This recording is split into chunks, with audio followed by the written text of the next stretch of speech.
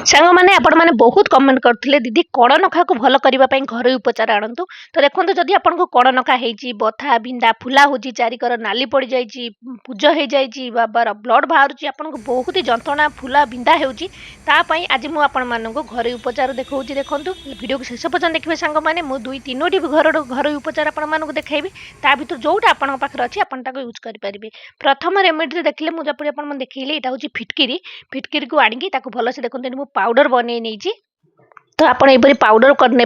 तो नखरे फंगस होबार मुख्य कारण होउछि सांग माने फंगस नामक सूक्ष्म जीव नख भितर को प्रवेश करी बढ़ी थाए। साधारणतः नख को जदि दीर्घ समय धरी आप ओदा रखुथिबे बाली कादुअर बेसी चलबुला करछन्ती नख को सफा करूनांती टाइट जोता पिंधुछन्ती आपण नखर जो आघात लगी जाइछि बा अपरिष्कार अछि एपाई भी आपण कण नखा हिताए तो एसबू ध्यान देबे पाद को भल से परिष्कार करके सुखिला करके रखिबे सफा सुतरा रखिबे तापर आपण ये सब उपचार करिवे जाई काम करिवो। जदि आपण ये सब न करके ओदा कोतरा मोतरा होबे नख को अपरिष्कार रखिए तो आपण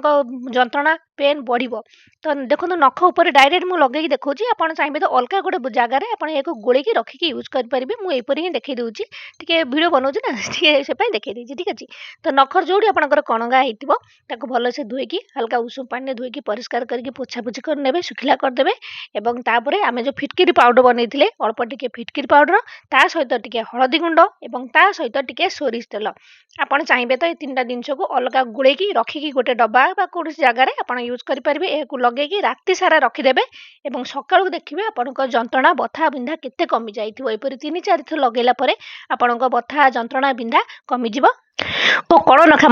भल हो। जदि एपरी नहला भल नहला 4-5 दिन पर आपड़ देखो ये साइड मुझे देखी गोटे फटो ये मार्केट रू आनिकी क्रीम माने क्रीम टाक यूज करेंगे। जदि बेसी आपको इन्फेक्शन अच्छी तो होम रेमेडीज रे भल हवा टे कष्ट बा समय लगे जदि आप जंत्रणा हो तो आप मार्केट जाइए ये क्रीम टाक आनिकी लगेबे जहाँफल आपंकर कण नखा भल हो। किंतु सब चेष्टा करेंगे कण नखा जो भल से सुखिला रखिए।